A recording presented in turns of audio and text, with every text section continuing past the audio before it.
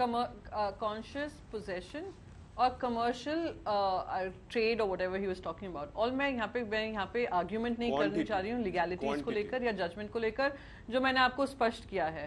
पर मैं हाँ, कमर्शियल क्वांटिटी ये यहाँ पर व्हाट्सएप चैट के आधार पे जहाँ पे लिखा हुआ है लेट्स हैव अ ब्लास्ट, या जो भी सामने आ रही है इंफॉर्मेशन, उसके आधार पे व्हाट्सएप चैट पे रिलाई किया जा रहा है कि वो व्हाट्सएप चैट के आधार पे ये कमर्शियल क्वांटिटी में लिया जा रहा था, और commercial quantity for personal consumption हो रहा था। इससे हमें माफिया को हम ब्रेक कर पाएंगे।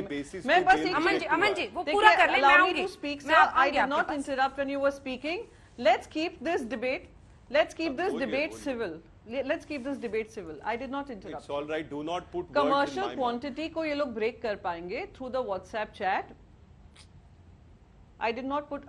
I don't know यहाँ पे भाई साहब को ऐसा क्यों लग रहा है उनके वर्ड मुंह पे डाल रही हूँ। मैं तो बस एक्सप्लेन कर रही हूँ कि कमर्शियल क्वांटिटी हो, पर्सनल कंजम्पशन हो, कॉन्शियस पोजेशन हो, ये सब जो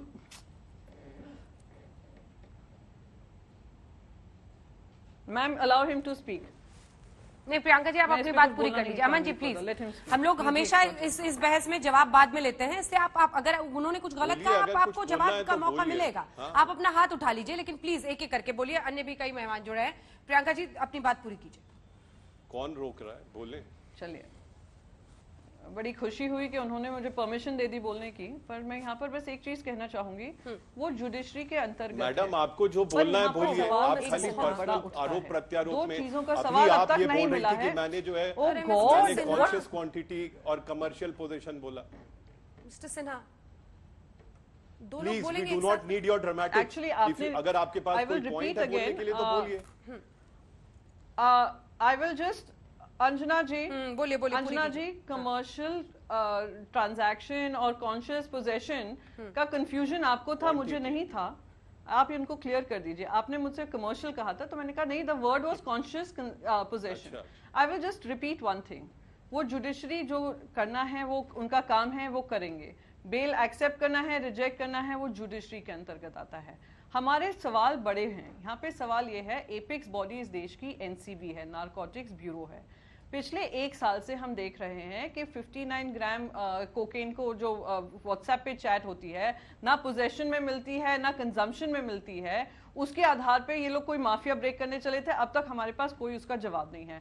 अब ये नया केस सामने आया है। मैंने आपको शुरू के ओपनिंग स्टेटमेंट में ही कहा था, उम्मीद करती हूं कि ये शायद वो माफिया तोड़ पाएंगे जो नार्को टेररिज्म का देश में आधार बन गया है, जिस वजह से आज युवा पीढ़ी के पास इजी एक्सेस टू ड्रग्स है। दूसरी सवाल का जवाब जो नहीं मिल पाया है कि भारतीय जनता पार्टी के ऑफिस बेरर्स वहां पर क्यों मौजूद पाए गए थे और वो क्यों गायब हैं, उसका जवाब हमें मिल नहीं पा रहा है।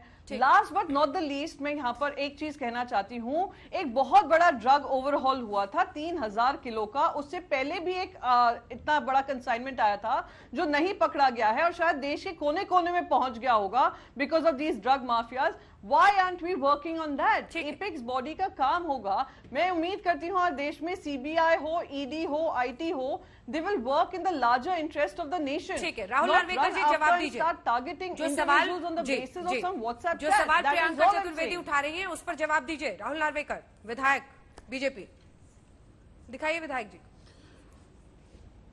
देखिए, जहां तक इस कार्रवाई की बात आती है, मैं आपसे कहना चाहूंगा कि ये कार्रवाई जो है वो पूरी तरह संविधान के दायरे में रहकर कानूनी तरीके से कार्रवाई हो रही है। काफी बार मैंने पिछले हफ्ते भर में काफी चैनल्स पे देखा है कि ये आरोप लगाया गया है कि शाहरुख खान के लड़के होने के कारण, बेटे होने के कारण इन्हें सॉफ्ट टारगेट बनाया जा रहा है। देखिए, क्या ये पहली बार है कि एनसीबी ने या किसी भी इन्वेस्टिगेटिंग एजेंसी ने ड्रग माफिया हो या ड्रग कंज्यूमर्स हो या ड्रग पेडलर्स हो के ऊपर एक्शन ली है? डाइम अ डजन, दिन को सैकड़ों ऐसे केसेस पूरे हिंदुस्तान में रजिस्टर होते हैं और उनके ऊपर कार्रवाई होती है। एनसीबी ने इसको पब्लिसाइज नहीं किया है, मीडिया ने उठाया है, चर्चा करने वालों ने चर्चा की है, इसके ऊपर लाइमलाइट में आ गया है। अभी एनसीबी का काम क्या है? एनसीबी का काम है एक्शन लेना, अरेस्ट करना, एफआईआर फाइल करना, चार्जशीट फाइल करना, लेकिन कस्टडी देने का दायित्व, कस्टडी देने का पूरा निर्णय ये किसके पास होता है? जुडिशरी के पास होता है। अभी जुडिशरी ने prima facie case made out होने के कारण, प्राइमा फेसी केस बनने के कारण कस्टडी ग्रांट की है। कस्टडी ग्रांट करते समय इन डिटेल ऑर्डर दी गई है। अभी जिन लोगों को एनसीबी पे विश्वास नहीं है, जिन लोगों को न्याय प्रणाली पे विश्वास नहीं है, उनसे बहस करने में क्या पॉइंट है? एनसीबी यदि कार्रवाई करती है तो कहती है ये सेंट्रल एजेंसीज का दुरुपयोग करके कार्रवाई की जा रही है।